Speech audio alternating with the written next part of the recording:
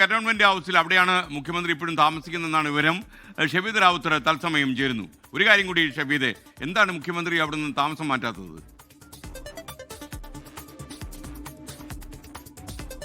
Very good morning. കഴിഞ്ഞ ദിവസം പ്രതിപക്ഷ നേതാവ് പിണറായി വിജയന്റെ അക്കാര്യത്തിലെ കാര്യങ്ങൾ പറഞ്ഞു. അതായത് ക്ലിഫ് ഹൌസിൽ ചില മെയിന്റനൻസുകൾ നടക്കുകയാണ്, അതിന്റെ ഭാഗമായി ചില കാലതാമസം ഉണ്ടായി, അതുകൊണ്ടാണ് കന്റോൺമെന്റ് ഹൌസിൽ നിന്ന് മുഖ്യമന്ത്രി ക്ലിഫ് ഹൌസിലേക്ക് മാറാത്തത് എന്ന് പ്രതിപക്ഷ നേതാവ് തന്നെ വ്യക്തമാക്കിയിട്ടുണ്ട്. നമ്മളുടെ അന്വേഷണത്തിലും അങ്ങനെ തന്നെയാണ്. ചില മെയിന്റനൻസ് പരിപാടി അടക്കമുള്ള കാര്യങ്ങൾ ക്ലിഫ് ഹൌസിൽ നടക്കുന്നുണ്ട്. ഇനിയിപ്പോൾ ഈ മുഖ്യമന്ത്രി ക്ലിഫ് ഹൌസിലേക്ക് മാറിയാലും പ്രതിപക്ഷ നേതാവ് കന്റോൺമെന്റ് ഹൌസിലേക്ക് എത്താൻ കുറച്ചുകൂടി കാലതാമസം എടുക്കും. കാരണം അദ്ദേഹം ഇവിടെ നിന്ന് മാറി ഇവിടെയും കുറച്ച് മെയിന്റനൻസ് ആവശ്യമായിട്ടുണ്ട്. ഏതായാലും വളരെ പ്രധാനപ്പെട്ട ഒരു ദിവസമാണ് കന്റോൺമെന്റ് ഹൌസിൽ. നമുക്കറിയാം, ചരിത്രത്തിൽ സി അച്യുതമേനോൻ മാത്രമാണ് മുഖ്യമന്ത്രിയായി കന്റോൺമെന്റ് ഹൌസിൽ നിന്ന് ബജറ്റ് അവതരിപ്പിക്കാൻ പോയി, ധനമന്ത്രിയുടെ റോൾ കൂടി വഹിച്ചുകൊണ്ട് ബജറ്റ് അവതരിപ്പിക്കാൻ പോയിട്ടുള്ളത്. പക്ഷേ ഇവിടെ പലതരത്തിലുള്ള രാഷ്ട്രീയ കൗതുകമുണ്ട്. മുഖ്യമന്ത്രി തന്നെ ധനമന്ത്രിയാകുന്നു, ബജറ്റ് അവതരിപ്പിക്കുന്നു. ചരിത്രത്തിൽ അത് ആർ ശങ്കർ, സി അച്യുതമേനോൻ, ഉമ്മൻചാണ്ടി, ഇപ്പോൾ വി ഡി സതീശൻ, ഈ 4 പേരാണ്. മാത്രമല്ല കന്റോൺമെന്റ് ഹൌസിൽ നിന്ന് ഒരു ധനമന്ത്രി ബജറ്റ് അവതരിപ്പിക്കാൻ പോകുന്ന രാഷ്ട്രീയ കൗതുകം കൂടി ഇതുമായി ബന്ധപ്പെട്ട് ഉണ്ട്. കഴിഞ്ഞ തവണയൊക്കെ നമുക്കറിയാം കെ എൻ ബാലഗോപാൽ ആയിരുന്നു അദ്ദേഹം ക്ലിഫ് ഹൌസ് കോമ്പൗണ്ടിലുള്ള അദ്ദേഹത്തിന്റെ ഔദ്യോഗിക വസതിയിൽ നിന്നാണ് പോയിക്കൊണ്ടിരുന്നത്. ഏതായാലും വലിയ ആകാംക്ഷ ബജറ്റുമായി ബന്ധപ്പെട്ടുണ്ട്. പ്രത്യേകിച്ച് വി ഡി സതീശൻ കഴിഞ്ഞ ദിവസങ്ങളിൽ 2 ആഴ്ചക്കാലമായി അദ്ദേഹം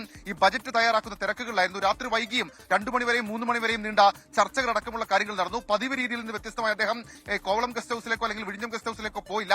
ചർച്ചകൾ പലതും നടന്നത് കന്റോൺമെന്റ് ഹൌസിലായിരുന്നു. കൂടാതെ തൊട്ടപ്പുറത്തുള്ള മാസ്കറ്റ് ഹോട്ടലിൽ ഉദ്യോഗസ്ഥല ചർച്ചകളടക്കമുള്ള കാര്യങ്ങൾ പൂർത്തിയാക്കി രാത്രി നീണ്ട തയ്യാറെടുപ്പുകൾക്ക് ശേഷം ബജറ്റ് ഒരുങ്ങിയിരിക്കുന്നു.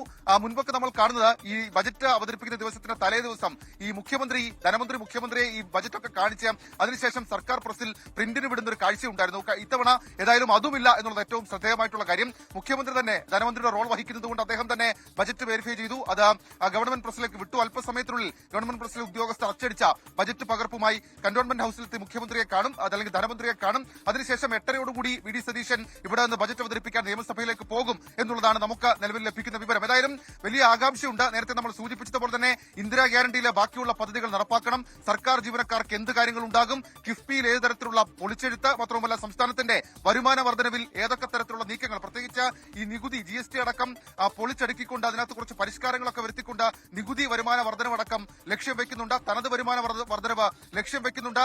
അതേപോലെ തന്നെ നികുതിയേതര വരുമാനത്തിന് കുറച്ചധികം പദ്ധതികൾ നമുക്ക് ഇക്കാര്യത്തിൽ പ്രതീക്ഷിക്കാം. ജനക്ഷേമ പദ്ധതികൾ ഉണ്ടാകും. കാരണം വലിയ വാഗ്ദാനം നൽകിയിട്ടാണ് 10 വർഷത്തിന് ശേഷം UDF അധികാരത്തിലേക്ക് എത്തിയത്. അപ്പോൾ സ്വാഭാവികമായും ആ ഒരു പ്രതീക്ഷാഭാരം അവരെ സംബന്ധിച്ചിട്ടുണ്ട്. ആ പ്രതീക്ഷാഭാരം കാക്കാൻ ബജറ്റിൽ എന്തൊക്കെ കാര്യങ്ങൾ ഉണ്ടാകും എന്നുള്ളത് വലിയ കൗതുകവും വലിയ ആകാംക്ഷയുമാണ്. അല്പസമയത്തിനുള്ളിൽ ഈ നടപടിക്രമങ്ങളൊക്കെ പൂർത്തിയാക്കി അദ്ദേഹം ഒരു പക്ഷേ ഇവിടെ നിന്ന് ഇറങ്ങുന്നതിന് മുൻപ് കുറച്ചു നേരം, വളരെ ഫ്യൂ സെക്കൻഡ്സ് മാധ്യമങ്ങളോടൊന്ന് സംസാരിക്കുമെന്നുള്ള കാര്യം അറിയില്ല. കഴിഞ്ഞ തവണ കെ എൻ ബാലഗോപാലൊക്കെ ആ രീതിയിൽ സംസാരിക്കുന്ന കാഴ്ചയും അതൊക്കെ ഉണ്ടായിരുന്നു. മാത്രമല്ല ഈ ബജറ്റ് അവതരിപ്പിക്കാൻ അവരുടെ ഔദ്യോഗിക വസതിയിൽ നിന്ന് ഇറങ്ങുന്ന മന്ത്രിമാരുടെ ബോഡി ലാംഗ്വേജിൽ നിന്ന് ബജറ്റിൽ എന്ത് എന്നുള്ള കാര്യം വായിക്കുന്ന ഒരു രീതിയൊക്കെയുണ്ട്. പക്ഷേ ഇത് വി ഡി സതീശനാണ്.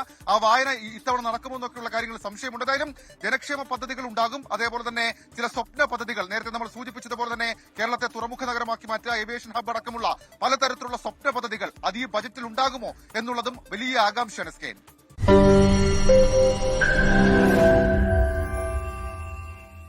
ലോകത്തെവിടെയായാലും ഏത് സമയത്തും 24 വാർത്തകളും ഓഗ്മെന്റഡ് റിയാലിറ്റി പാക്കേജുകളും എക്സ്പ്ലെയിനറുകളും വിശദമായി കാണാൻ ഞങ്ങളുടെ യൂട്യൂബ് ചാനൽ നിങ്ങൾക്ക് സബ്സ്ക്രൈബ് ചെയ്യാം.